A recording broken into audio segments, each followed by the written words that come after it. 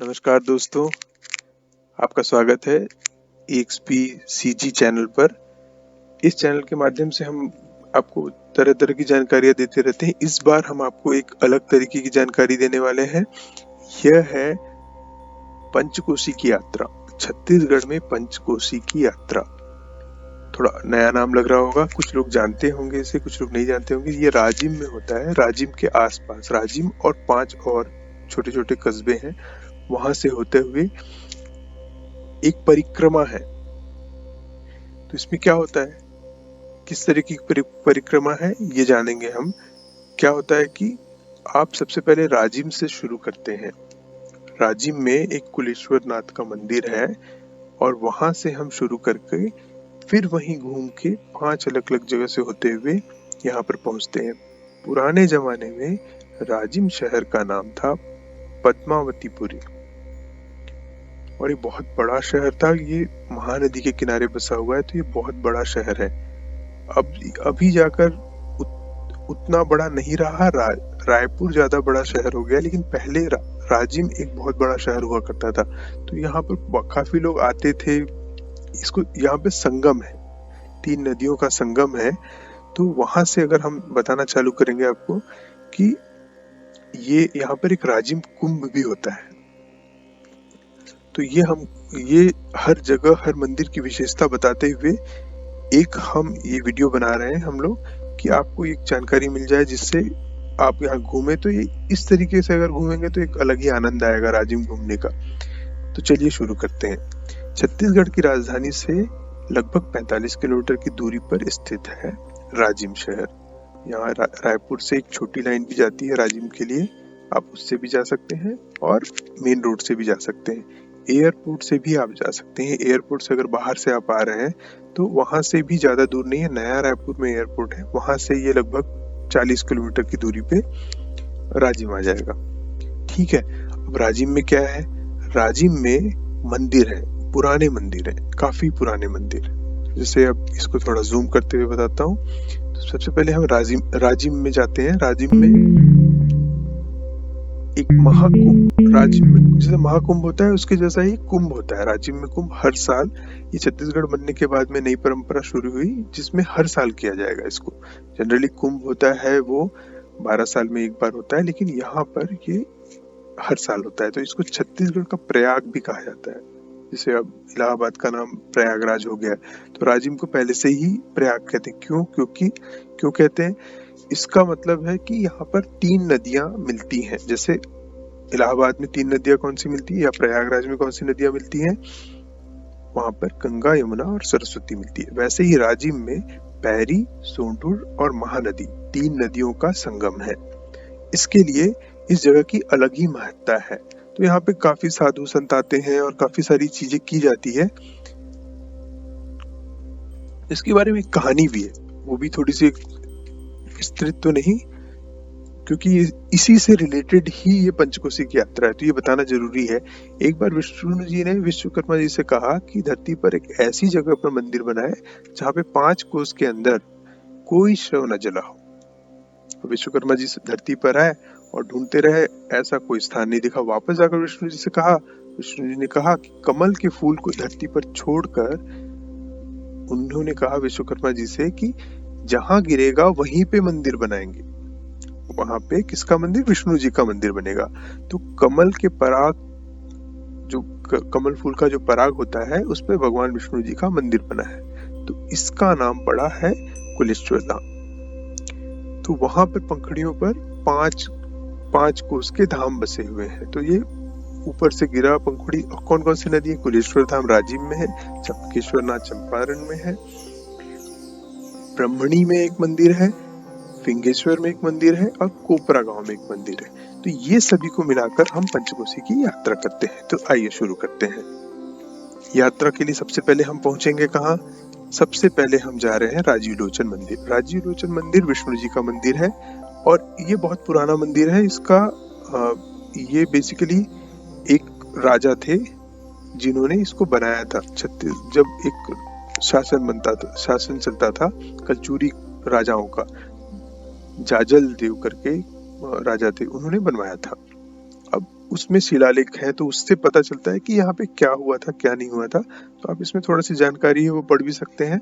राजिम एक पवित्र स्थल है, यहाँ पर भगवान विष्णु के भक्त और शिव जी के भक्त, शिव जी के भक्त कहाँ पे आते हैं, वो एक और मंदिर है, ये है कुलेश्वर धाम, यहाँ पे शिव जी के मंदिर आते हैं। तो ये मंदिर नदी के बीचों बीच बना हुआ है। ये नदी के अंदर, जब नदी का बहाव तेज हो जाता है तो उसके अंदर भी चला जाता है, पूरी तरह नहीं, आधे रूप में। तो वहां जाने के लिए नदी का बहाव कम होना चाहिए, तो उसी समय पे ये किया जाता है। तो महानदी पैरी और सोंडूर नदी के संगम पर ये मंदिर स्थित है। तो यहाँ पे सीता जी भी आई थी, ये भी एक प्रमाण मिला हुआ है।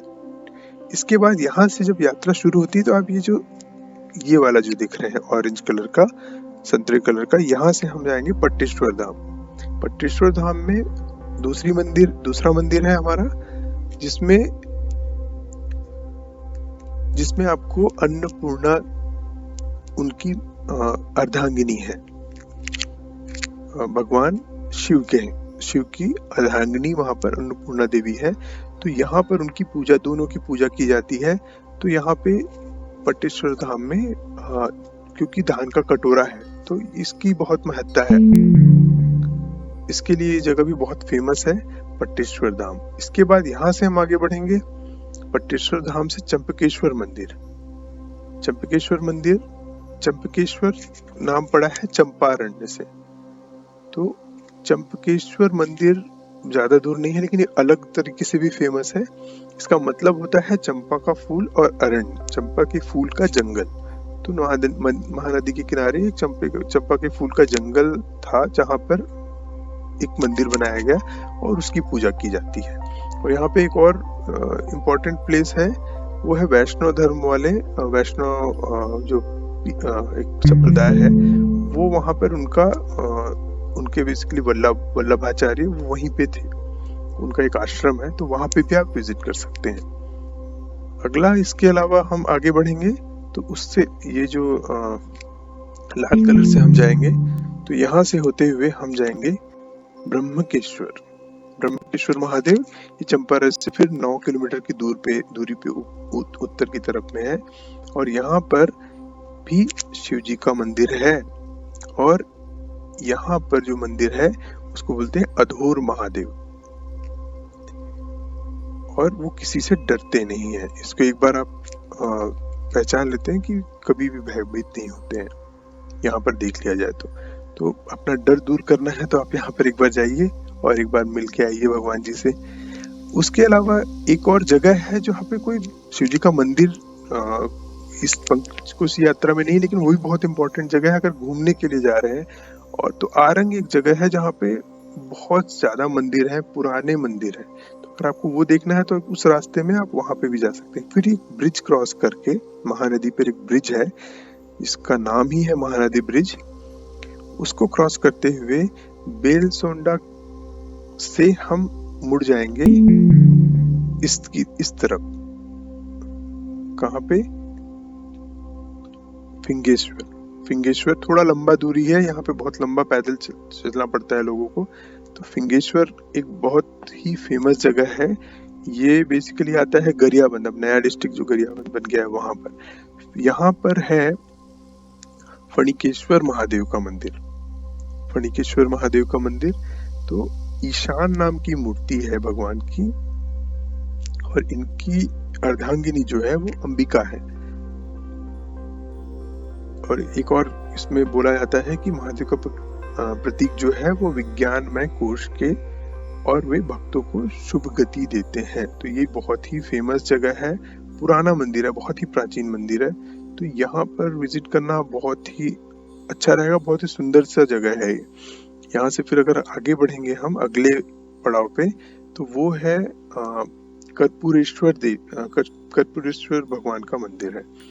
तो इसको कर्पूरेश्वर धाम भी बोलते हैं। एक छोटा सा गांव है कोपरा गांव, ये राजिम से अगर हम जाएंगे 130C हाईवे नंबर, ये नया हाईवे बना है गरियाबंद। तो इसके बारे में हम लोगों ने एक जानकारी ऑलरेडी दी हुई है कि छत्तीसगढ़ के नए हाईवे कौन कौन से बने हैं, तो आप उसमें देख सकते हैं, उस पर ये स्थित है। और ये भी तालाब पर बना हुआ है, दलदली तालाब है, उसी के बीच में ये मंदिर बना हुआ है। तो इस तालाब को शंख सरोवर कहा जाता है। और इनमें जो मंदिर में मूर्ति है भगवान की, उसको वामदेव बोलते हैं, और उनकी पत्नी का नाम अर्धांगिनी जो है वो भवानी है। तो ये आनंदमय कोश के प्रतीक में है। तो यहाँ पर आनंद प्राप्ति के लिए आप भगवान की परिक्रमा कीजिए, और ये सारी अलग अलग चीजें आपको मिलने के बाद फिर से वापस आप आ जाएंगे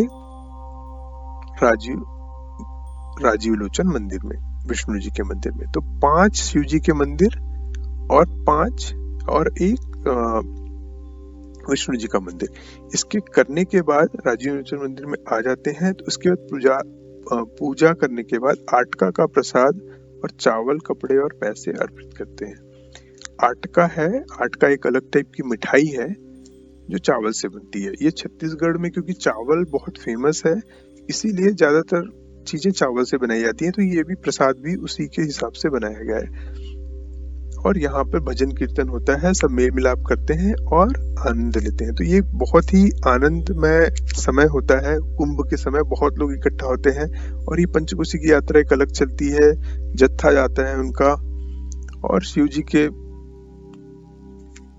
के जो अनुयायी हैं वो जाते हैं, विष्णु जी के अनुयायी जाते हैं। और इस तरीके से एक बहुत ही सुखद अनुभव रहेगा। अगर आप ये करेंगे तो आप ट्राई कीजिए और इस चैनल को लाइक कीजिए। धन्यवाद।